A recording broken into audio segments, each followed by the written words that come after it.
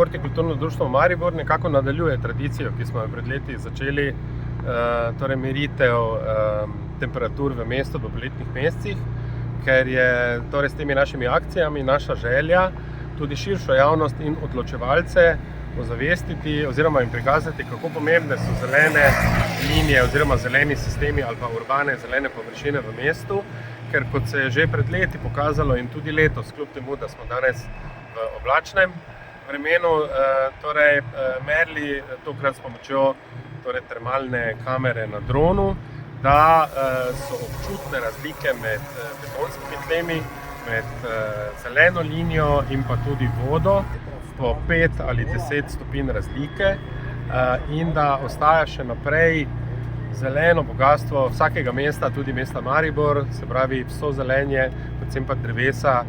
tudi več 100-letna drevesa, ki jih imamo na marsikateri točki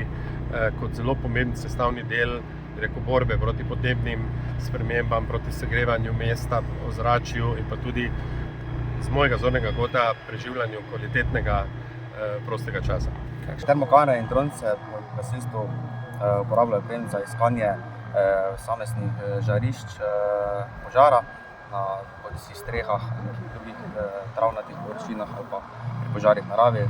Nazadnje ste videli v Krasu, se dosti uporabljajo droni za iskanje žarišč, ki so še odprti, da potem gasilci na terenu lahko tem pogasijo še tiste zadeve.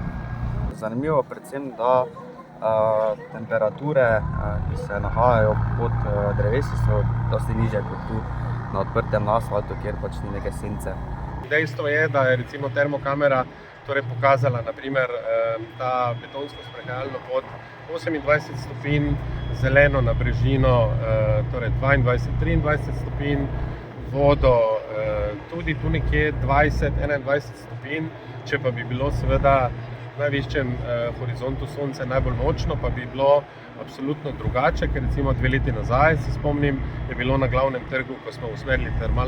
termokamero v tla, skoraj 40 stopinj, pod drevesi na Slomškovem trgu pa recimo 20-23. In to so tudi drugje po svetu dokazane razlike, se pravi pod krošnjo drevesa temperatura sigurno 20 stopinj nižja kot pa na samem betonu oziroma na samem soncu. Kakšna je potem ocena betona, lenta? Sam nikakor nisem pristaš betona, prej zeleno, tudi mnoga evropska mesta raje sadijo kot pa betonirajo in upamo, da bo to tudi bodoča strategija našega mesta.